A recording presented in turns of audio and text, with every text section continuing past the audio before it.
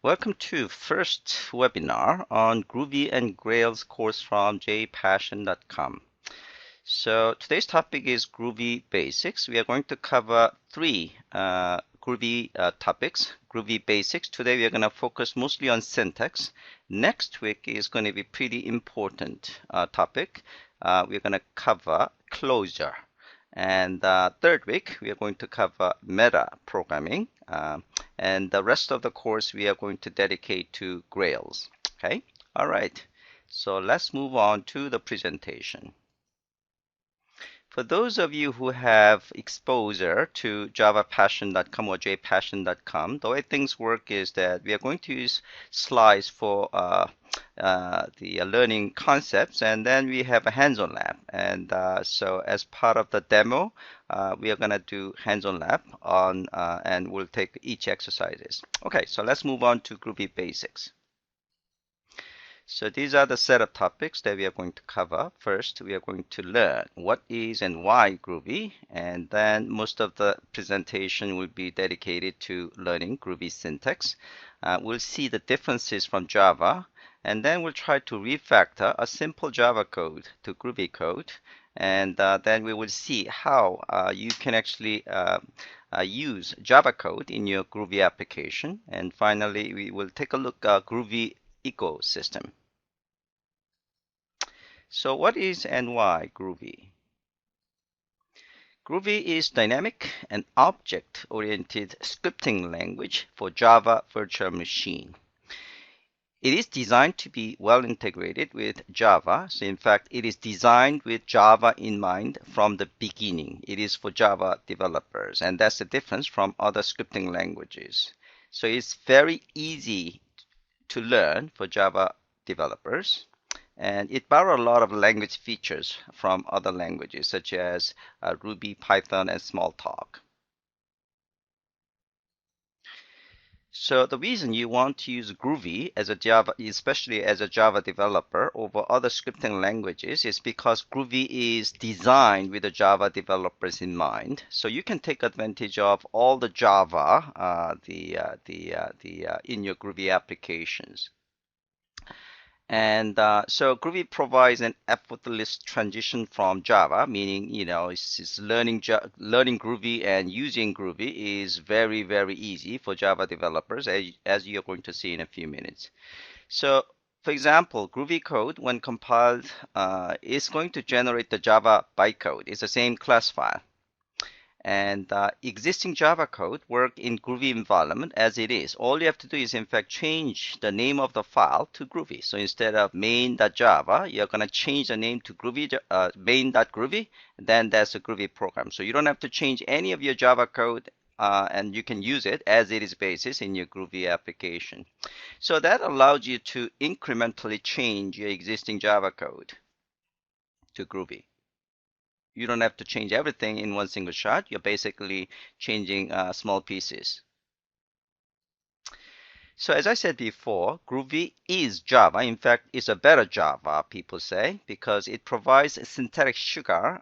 So it's a lot easier to learn than the original Java. So it's easy and fun to code, just like a Ruby language. And new language features such as dynamic typing and closure and meta programming. So these are the cornerstone new language features that are available on other languages, but they are not available for Java at this point, even though a future version of Java is trying to address these issues. So it provides easier development environment. It lets you actually do some scripting. And it compiles, by the way, it combines compilation and execution in a single step. So if you have, for example, xyz.groovy file, all you have to do is groovy and xyz.groovy, and then it will compile and execute in a single step instead of compiling in one step and then you have to run it in the second step in the original Java. And it provides a shell interpreter, and it lets you actually kind of exercise your Groovy programs in a shell environment. All right, so let's do our first lab. So exercise 0 is installation of Groovy, and exercise 1 we are going to see how Groovy is well integrated with Java. So let's go to the exercise 0. So basically, the only thing you need to run Groovy is JDK, and then you're going to download and unzip Groovy. So here, you're going to go to the Groovy site and download a binary file.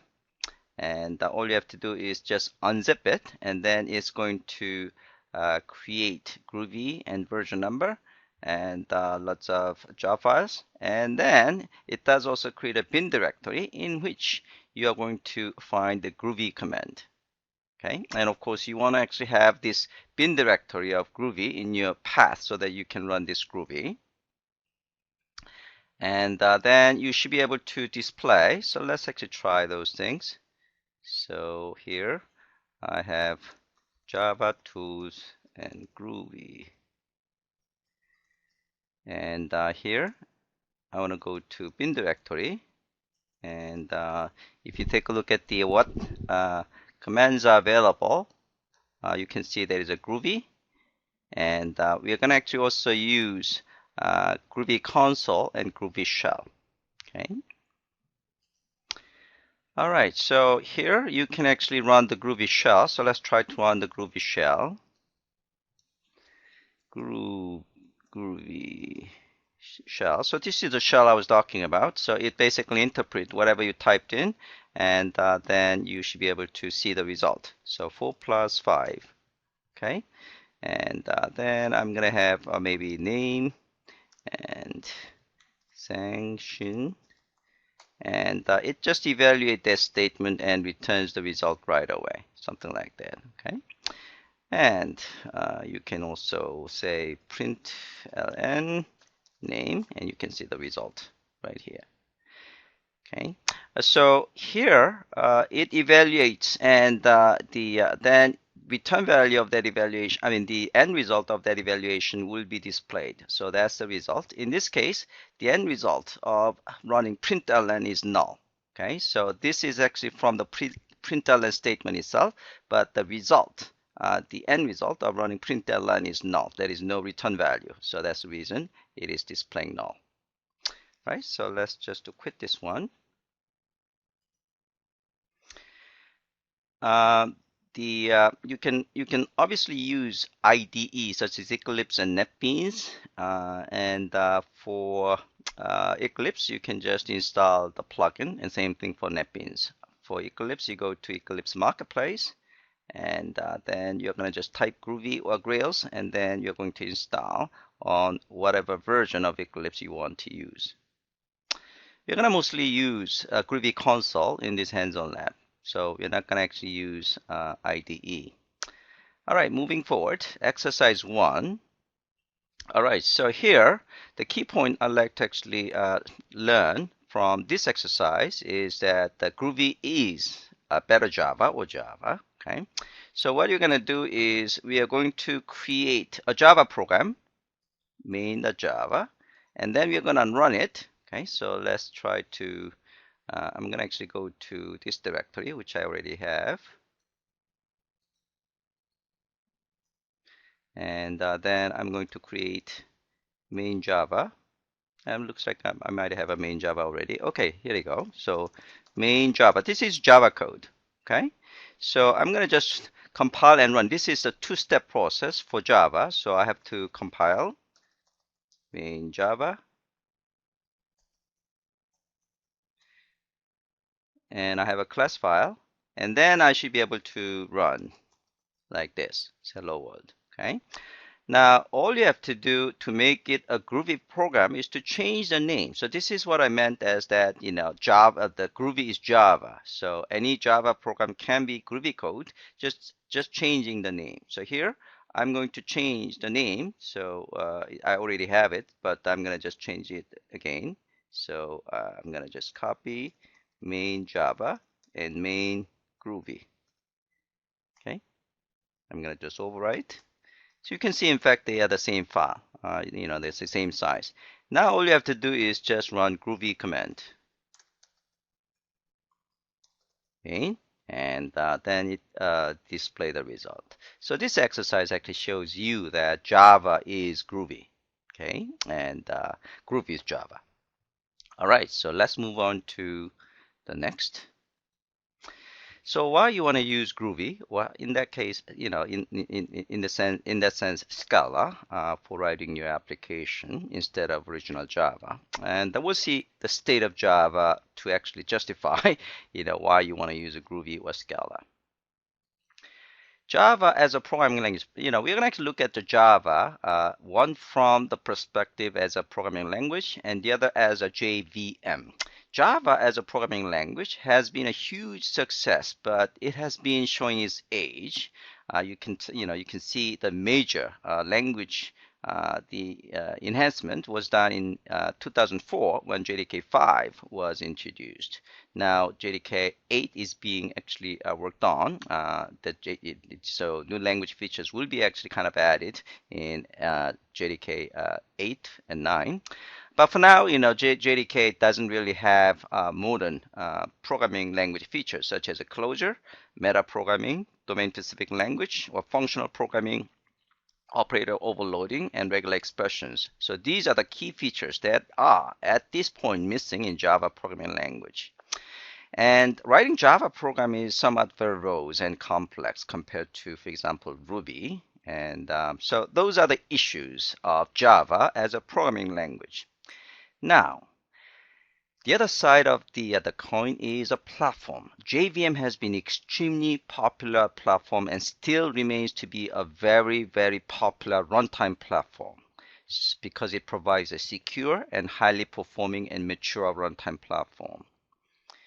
And there are a lot of Java libraries over JVM. So what you want to do is, you know, you want to use the JVM as a runtime platform and at the same time take advantage of all the existing Java libraries, but you want to actually use modern programming language features such as your closure and meta programming and things like that, which I mentioned in previous slide. So basically, that's what Groovy is all about. In that sense, Scala is all about. They provide better programming language, but they are running over JVM. Okay, so it runs over JVM. It lets you do more productive programming, and it's a lot more fun and less verbose syntax than original Java. And again, it does provide those modern language features such as a closure, meta programming, DSL, domain-specific language, and things like that.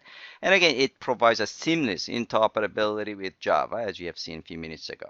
So the choices you can choose as a modern programming language that you want to run over JVM includes Groovy, Scala, JRuby, and Clojure. And here we're going to mostly focus on Groovy.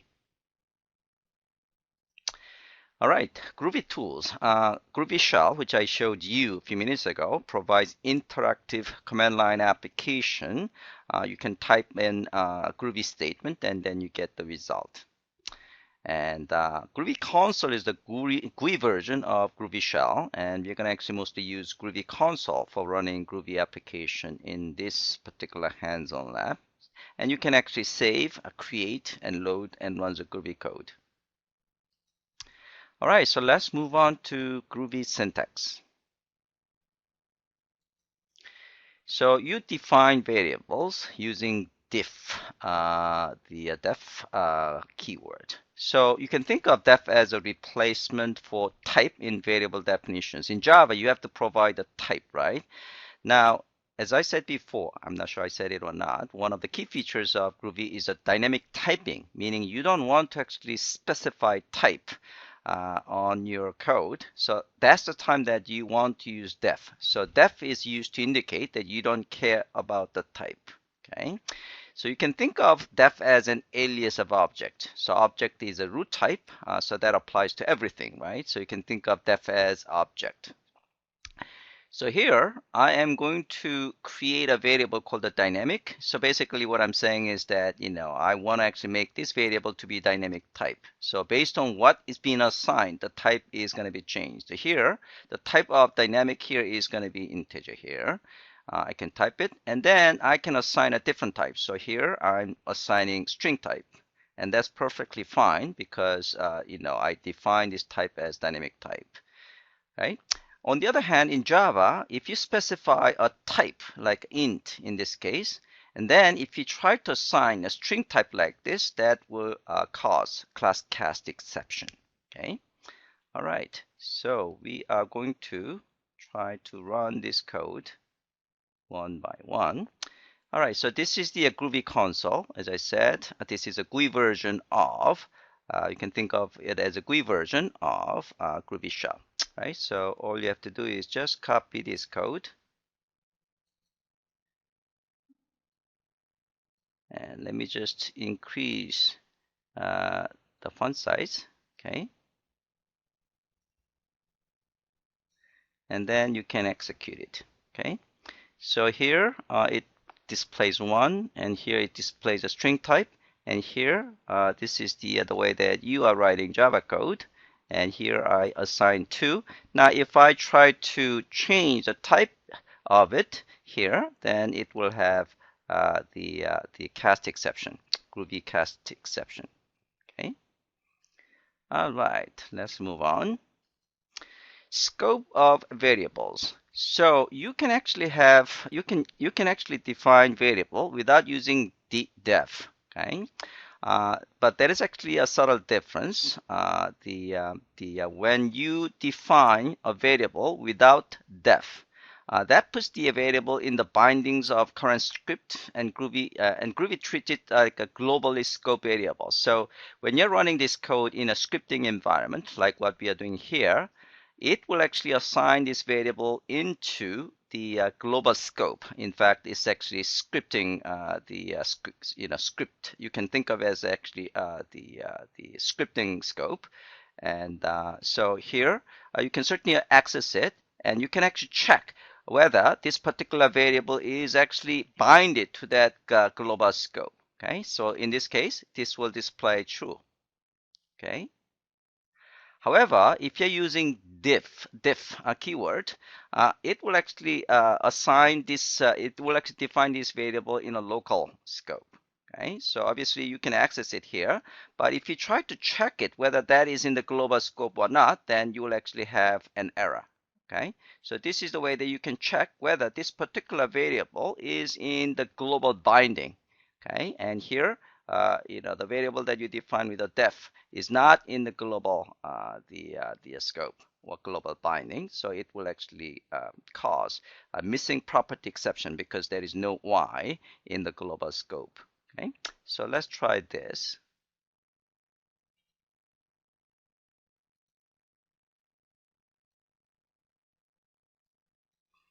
And run it. And as you can see, here you are going to, this statement will cause an exception. All right. Yeah, we can actually try this one, and we can actually try this one in the shell environment as well. So let's try this. And I'm gonna. So Groovy. By the way, everything I'm demonstrating right now has been actually documented in the hands-on lab, so you can try those things looking at the documentation later on. Okay, so this is the Groovy shell. So here I'm going to actually try to define a variable with and without def. So here I say name Sang Shin, like this, and then I will define def name as about John's. Okay. Now, if I try to display the println, and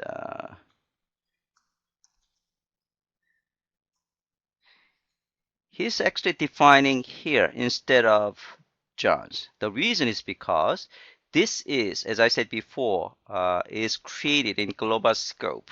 So when you're running this Groovy shell, the global scope is actually basically scripting scope. So it is there.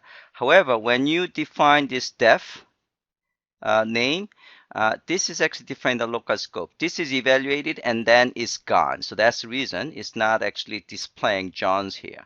However, if you're running this code in the global, in the console, then you're going to actually see John's because it doesn't go away. Okay, so that's the way things work. So let's actually try this. I'm going to actually try name Sang Shin, and then the def name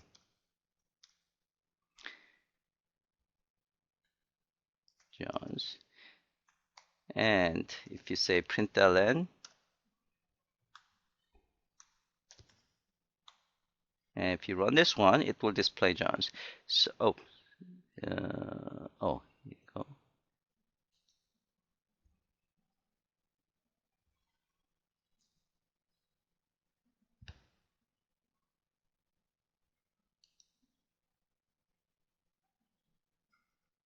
Oh, okay. So yeah, I'm actually using the single quote does not allow the interpolation. So yeah, either you have to use a double quotation or slash.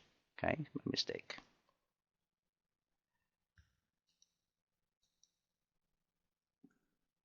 Yeah, actually, I should have changed this one rather than this two. Yeah, this two doesn't really matter, but this one I have to change.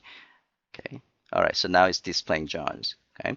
So in general, I recommend you to use the Groovy console because actually give you, the result that make more sense. And here, this just goes away because it evaluates each line and then, it goes out of the scope. So sometimes it doesn't give you the result that you're expecting. Okay. So I recommend you to use the Groovy console in most cases.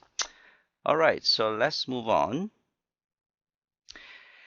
Define methods in a class. So here, this is the calculator class, and you can see there is no public statement, public modifier, and then you define your method using def. Okay, just like you define property, and then this is the name of the method, and you don't have to specify return statement. That's optional, and you don't see the semicolon. So here I'm defining add method that just returns the x plus y. And this is subtract method. Okay. Now here I can perform add operation on integer values and subtract on integer values. Now this is interesting thing. I can actually execute the add and subtract method a string object as well, and it just works as expected. Okay. So let's try to run this code.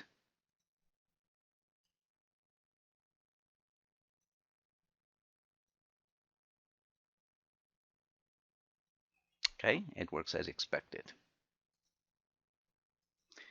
All right, now that is the case that you are defining method in a class. You can define method in a scripting environment. Okay, so basically when you define this scripting method, this method in a script, you can think of scripting is like a large, large class, okay, or main class or something like that, and it works pretty much the same.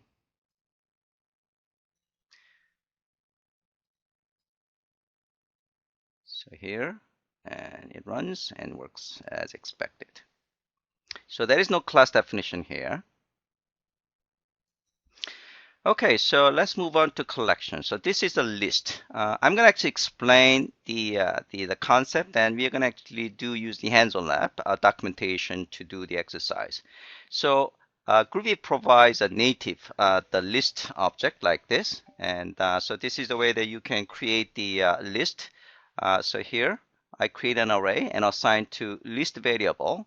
And then we are going to access that entry by using either get, or you can use the this bracket notation. It's starting from 0. And then you can check. By the way, whenever you're using array object, creating array object is basically an object instance of Java util list. Okay, so you can see whether list is an instance of java.util and list type, and it should return true. You can create the empty list by having this empty bracket notation here. And you can see the size of it is 0. And here you can add 1 into the list, and then the size of it should be 1. The range is also actually a new language feature in Groovy. So here you can specify the range like this.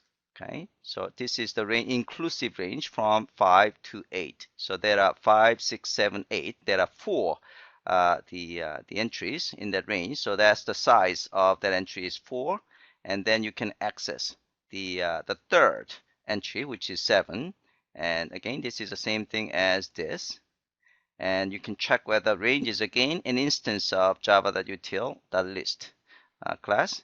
And you can also call contains, and these should be true. All right, half open range. So here, if you use this less than notation, that means this 8 is not inclusive. So the size of it should be 3, and the get to is the same as 7, and so rest of it is pretty much the same. And here, this is the range of from 1 to 10 inclusive, and now you can actually use the from and to method of range object. Okay, so it's actually from 1 and 2 is 10. Map is again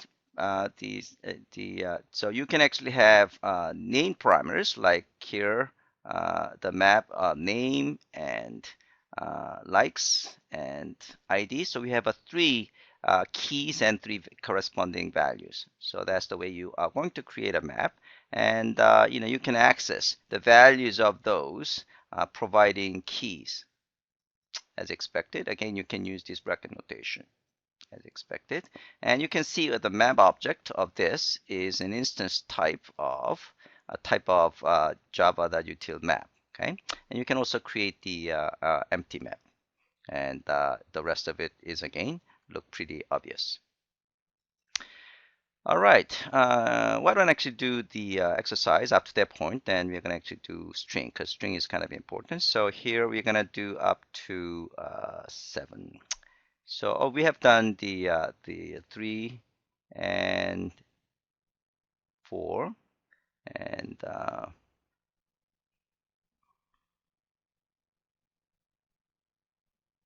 okay, so this is the exercise that you can do. You can just add, this is again, if you define a method with a particular type. Now, if you try to, access that method providing different type, then it's going to be compiler error. Okay. So what we want to do is, we have done that. And list. Okay, so let's try this.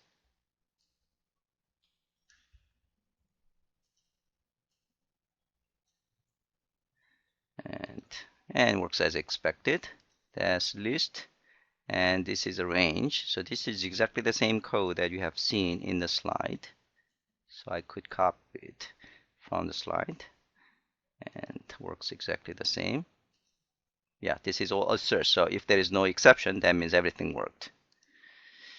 And the map here.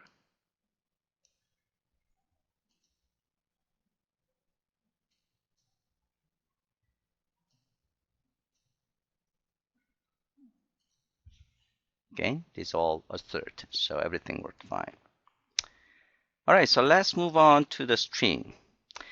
There are 3 different ways that you can define a string in Groovy. One is using double quote, and the other one, the second way of defining a string is a single quote, and the third way of defining a string is slashes. Okay, so this is something new. Now, the difference between double quote and single quote and slash. So one difference is string interpolation. So we're going to talk about this string interpolation in the following slide. So when the string interpolation is done, it's basically a variable in the string will be evaluated. Okay. So string interpolations are allowed in double quote and slashes. Okay. Single quote string does not allow the string interpolation, meaning it doesn't generate what is called a G string. Okay, so let's see an example of this one. So here I define Sang Shin as the double quoted string. So the string interpolation works. So it should display hello Sang Shin. So let's actually run this one, and then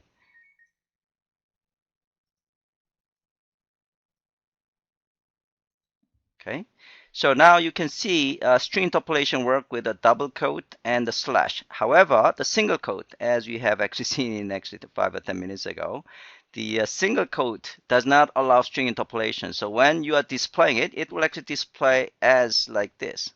Okay, and in fact, if you take a look at the type of this name two, you can see this is Java lang string. Okay, however, for interpolated string objects like named 1 or named 3, you can see it actually is a type of what is called a G string.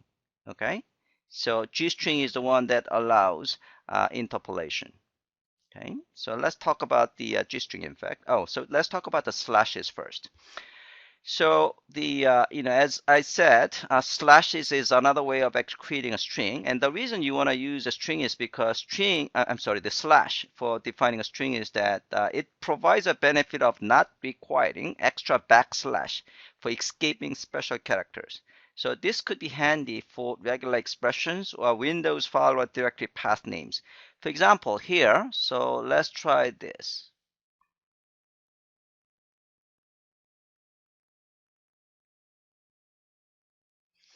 So if you try to define the Windows path like this without the extra backslash, it will cause a compile error. So let's try that.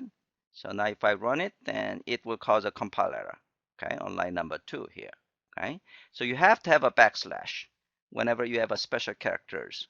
Okay, so this is the way I'm actually adding another backslash. And again, you can use, you are using a single quote. Okay, so that works.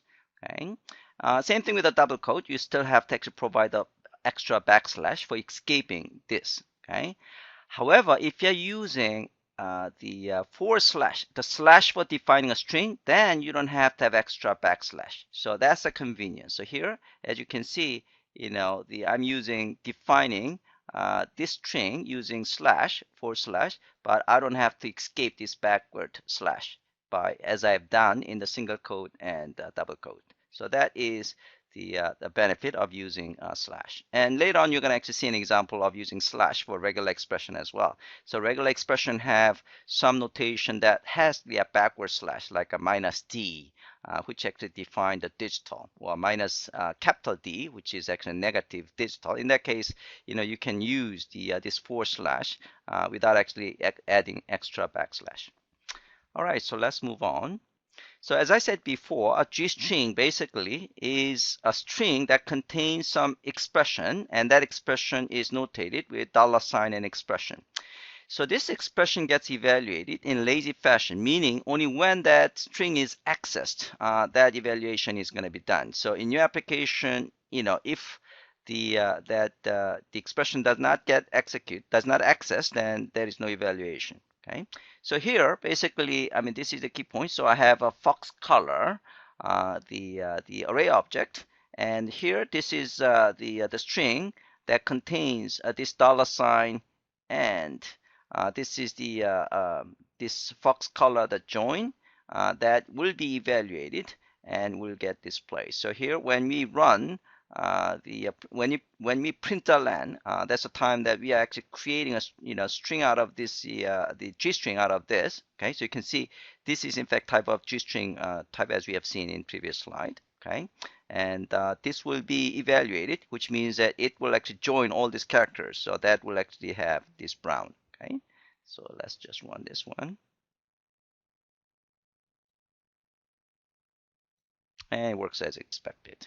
Okay, so that is the string interpolation, and this is the GString object. Okay, multi-line. Multi-line is defined by 3 double quote or 3 single quote. Okay, and this multi-line string could be useful whenever you are defining some kind of embedded template, whether that template is in the form of XML or HTML or even just email or SQL. So in this case, if I let's try this. Okay.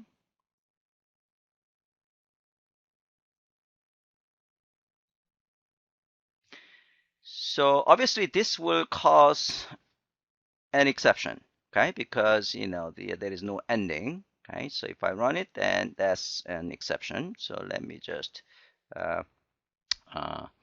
comment this out. And now what I'm defining is a text that is using these three double quotes. So basically everything here is going to be a multi-line. Okay. All right. And this is a string interpolation. So it will have Sang Shin. So let's run this guy. And this is what you have. Okay. So now if I have, in this case, when I copy it, it doesn't actually have the space. So if I have a space, that space will be preserved like this. Okay.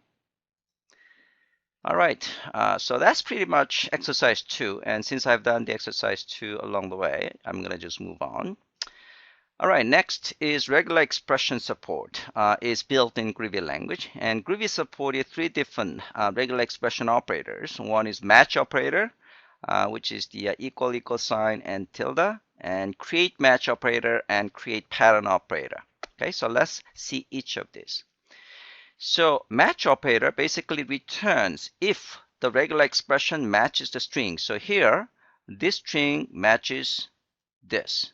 Okay, right? Okay, so this is the string notation using /. Okay, and you can also have a regular expression here. So basically, this represents any string that ends with a G as an end character. So that is correct. Okay, so this string matches that. Right? So this should return true. The same thing for this. So here we have, instead of using /, we're using single quote. So that should return true. And this one should return false because we are, this is the regular expression that says any characters, any set of characters that ends with S, and the something obviously is not ending with S. So this should return the false. And here, basically -d meaning non-digital characters, right? So, basically here, it should return true. So this is an example where you're using /, right? And you don't have to have extra backslash, okay? Now, if you, in this case, if you try to use a double quote and not having backward slash, this is going to cause the compile error, okay? Same thing here. So here, yeah, so, you have to have a backward, the extra backward slash to escape the this backward slash. Okay, again, this is actually true, okay, because it's non-digital characters. So let's run this.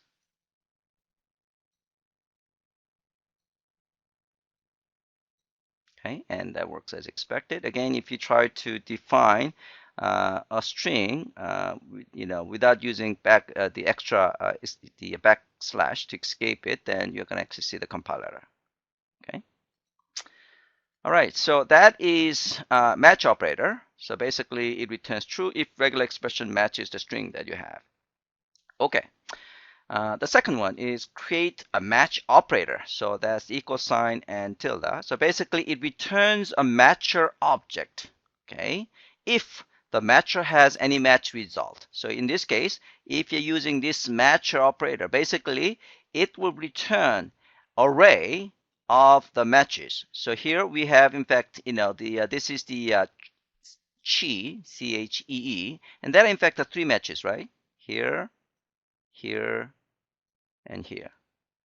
Okay, so it will in fact return the match object, and then you can actually run various methods. You can actually invoke various methods of that matcher object. So here, let's create a match object using the match operator. So we now have a matcher object, and you can see it's an instance of this matcher type. Okay, it's the instance of matcher type that should return true.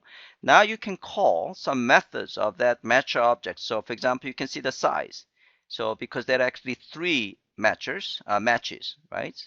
So basically my matcher object, you can think of it almost as an array. So in fact, you can actually use this bracket notation, and it will return the first match, which is G. Okay, so it will return this one, the second one, because it's actually starting from 0. Okay. And you can also call other methods, for example, replace first and replace all. So here I'm replacing the first one with a nice, okay? And then I am replacing everything with good, okay? So let's run this one.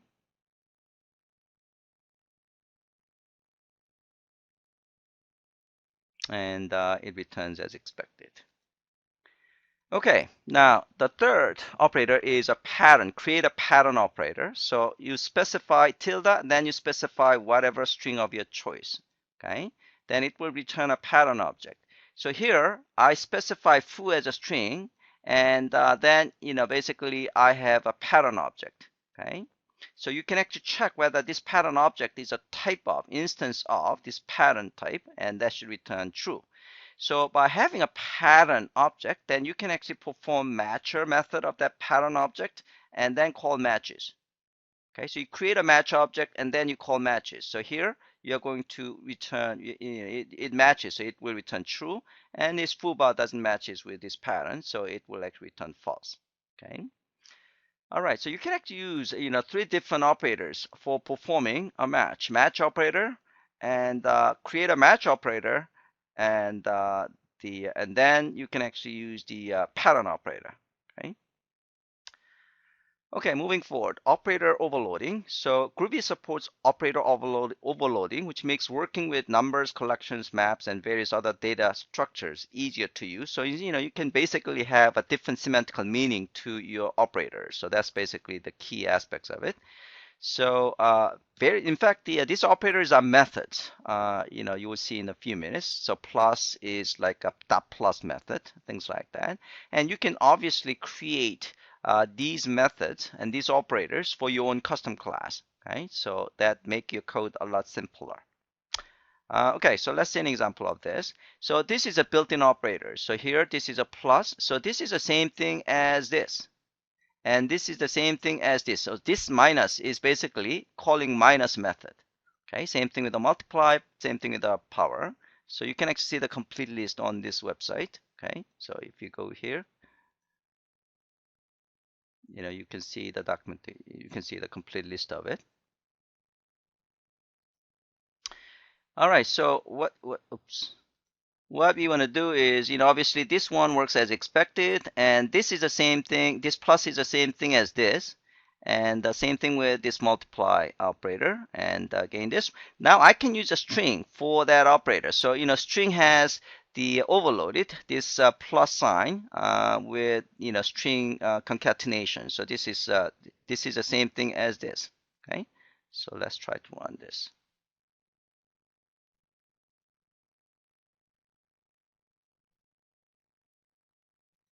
And it works as expected. There are special operators, spread operators, and LVS operator, and safe navigation operator, and field operator, and there is a method closure operator. And this one we're going to cover in next session when we cover closure. So we're going to cover just these 4 special operators. So these are the special operators that are added in Groovy language to make your code again simpler. All right, special operator is a method on all members of a collection object. So you are using the spread operator with a collection object. And the result of calling the spread operator is another collection object, okay? So basically, let's say we have a language class that contains the one single property called the lang, and then it does contain a method called the speak. And the speak is basically just, the display, result, just this string object interpolating this lang, the property, okay? And then we define an array. So this list is array object of 3 language object, okay? So now this is an example. So here, oops, sorry about that. So here when we are using this spread operator on the collection object, list, spread operator, and then speak, and it will result these 3, the objects in the array. Okay, so basically it's calling speak method on each item in that array. So that's basically the spread operator. Okay, so instead of actually using for loop in Java to do this, basically you can use this spread operator. And that's the same thing as this collect method. And then you are actually passing, in this case, closure. Okay, so again, we're going to actually talk about the closure in next week. So I'm going to actually move ahead.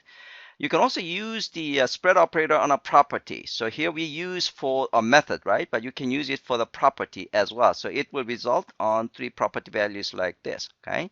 But in Groovy, you don't have to use the spread operator, because when you are using .lang property for that, it'll actually result the same, okay? Elvis operator is basically, the reason it's called the Elvis operator is because of this hairstyle. Question mark is, this is Elvis hairstyle. It's basically a shortened version of ternary operator. So it's useful to providing default value if it has not been set already. So this is a case that you have to do in Java code. Okay, so basically you test whether test text is null or not. If it is null, then you are going to assign this value, okay, to this variable. And if it is null, then you're going to actually assign this value. Okay, so when you display it, it will result test hello Groovy because this is null. Okay, now you are going to use Elvis operator to make this code simpler. So here, basically, you are using this the Elvis operator, and it means again, if text2 is null, then use this string. If it is not null, use it as a text string. Okay, so let's try this.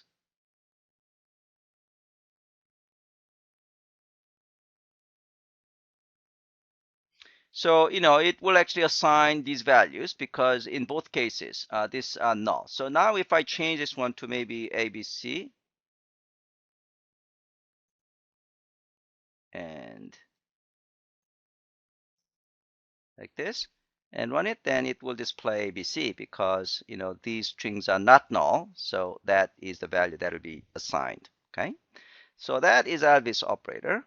Safe navigation operator is to avoid a null pointer exception. So basically, again, in Java, you have to test whether that person object is null or not. Okay. So here, if you don't assign anything, that is null, right? So this will actually display, name of the person is the null. Now you can actually do that safe navigation using the question mark and dot notations. That's safe navigation. So basically. Let's try this.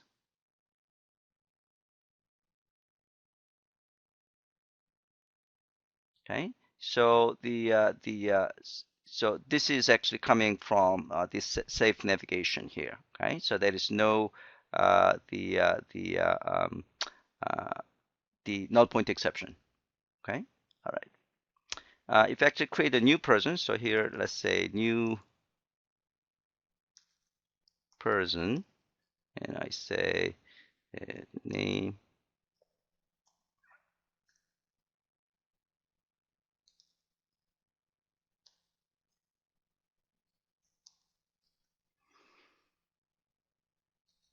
Then it will just display the value, okay, because it's not null.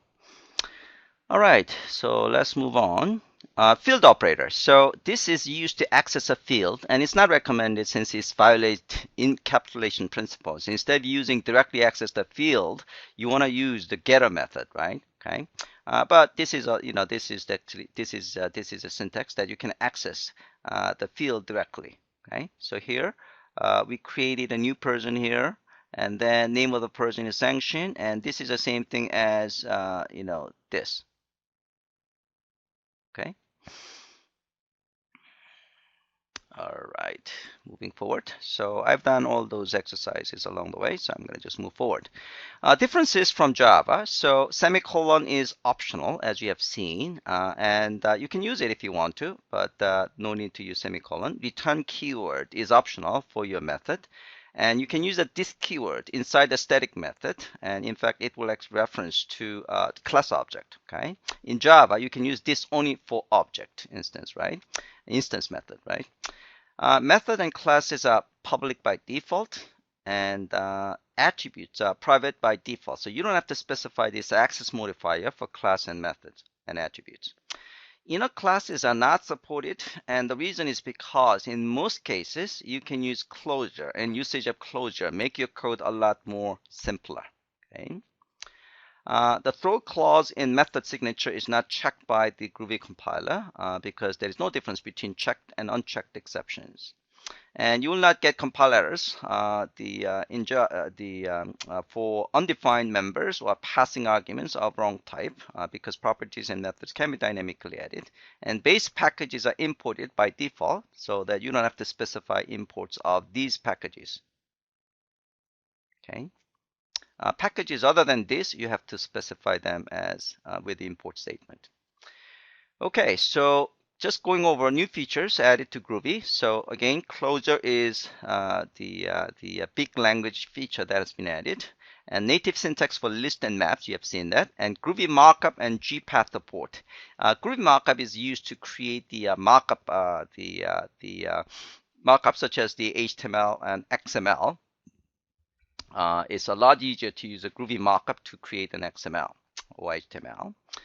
GPath is like XPath and for Groovy, and native support for regular expression as you have seen before, and polymorphic iteration and powerful switch statement, and dynamic and static typing as we have seen before, and you can embed expression inside strings, so this is the string interpolation, and lots of helper methods added to JDK.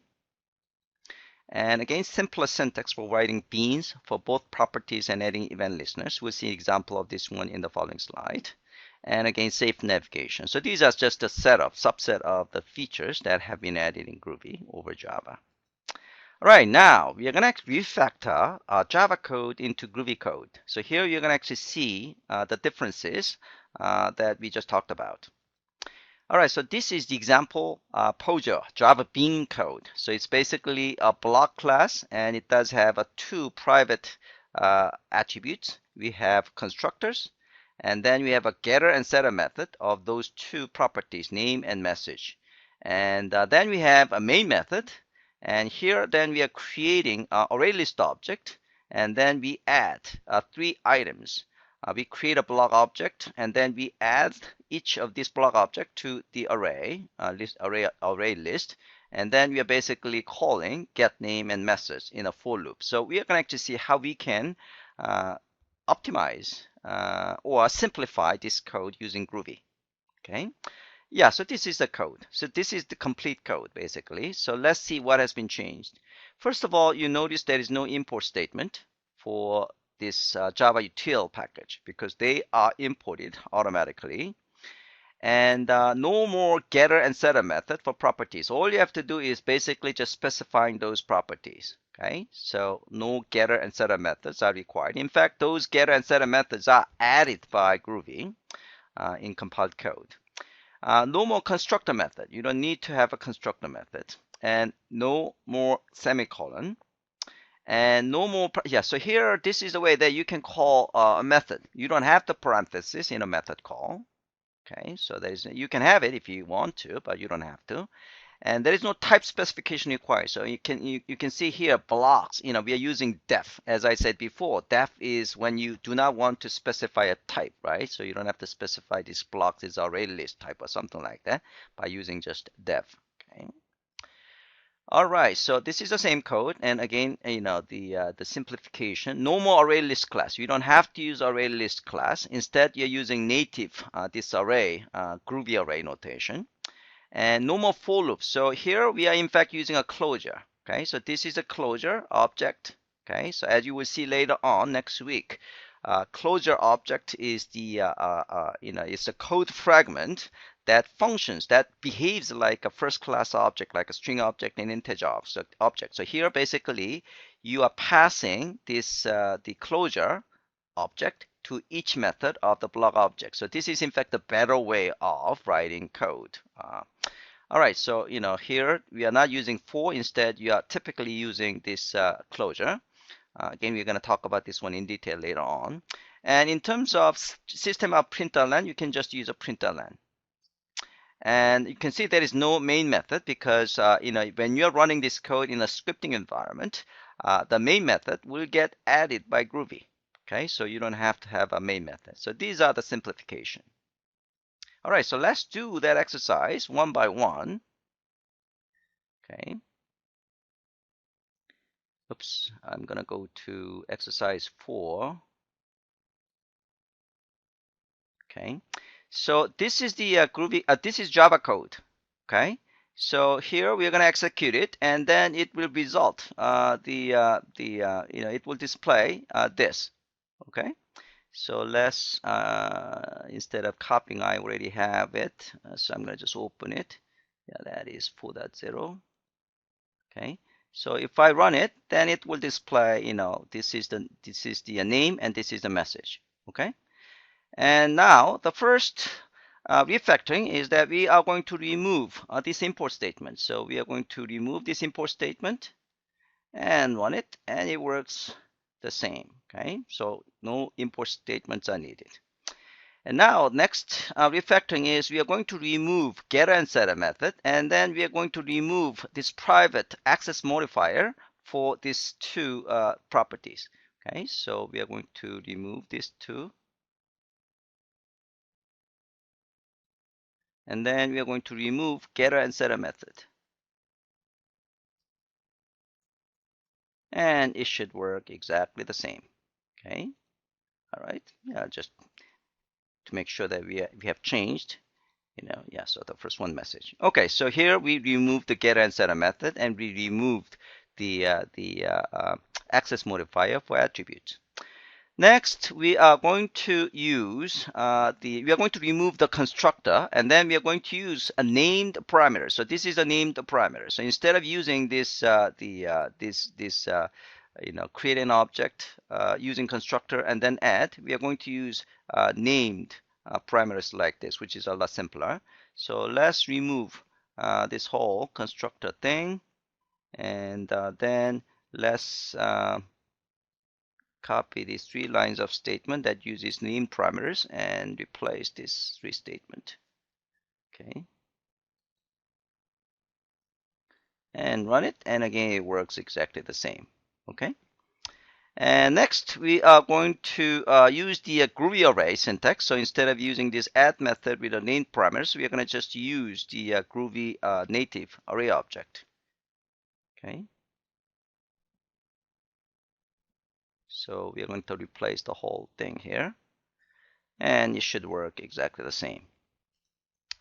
And then here we are going to use a Groovy closure. So instead of this for loop, we are going to use closure. So again, what this means is that you're basically calling each method on each of the entry of the blocks, the collection object, and then the closure will be invoked. And this it is basically is a parameter of representing each item on the blocks. Again, we'll talk about this closure in detail later on.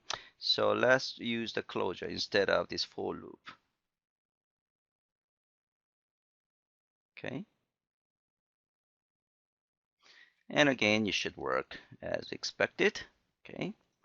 And here we are going to remove the public this statement, public keyword on the class. Okay. Finally, we are going to remove the semicolon. So, semicolon. Okay, so there is no other semicolons. So here, so it works the same. And finally, we are going to remove the main method, because main method will be added by the scripting, the Groovy. Okay, Groovy script. So here, what we are going to do is we are going to, we are going to just copy this out into separate place, and then we are going to remove these main things. Now, first of all, we can just create the class like this, and then we don't need this, and remove this and this, and so this one is basically like this.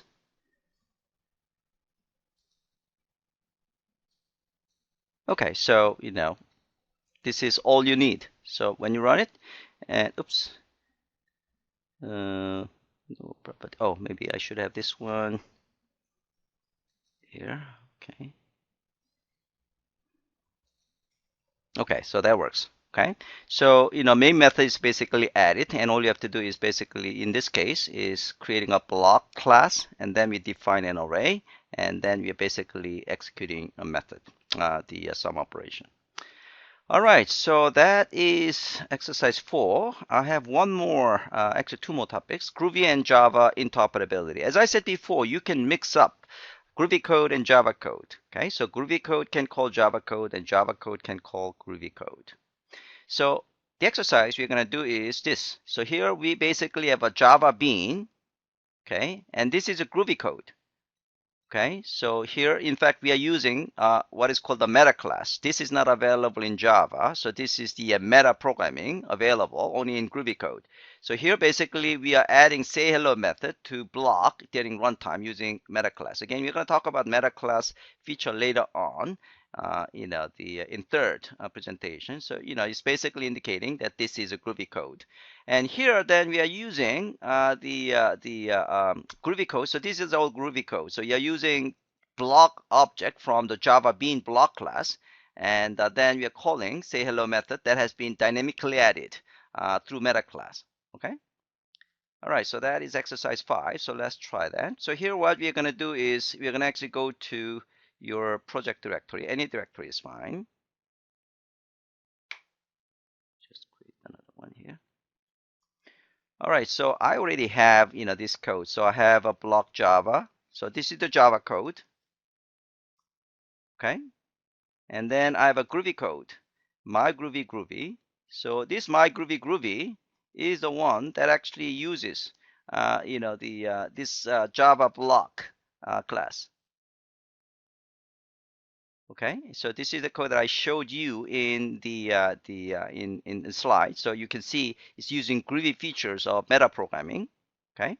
All right. So now when I run this code, first of all, let me actually compile Java code. So we need the class file for the Java Bean or block Java Bean. So, oops, Java C block Java. Okay, so we have the block class. Oops. And then, we have a Groovy code. And then we're going to just run it. Okay, so Groovy, my Groovy.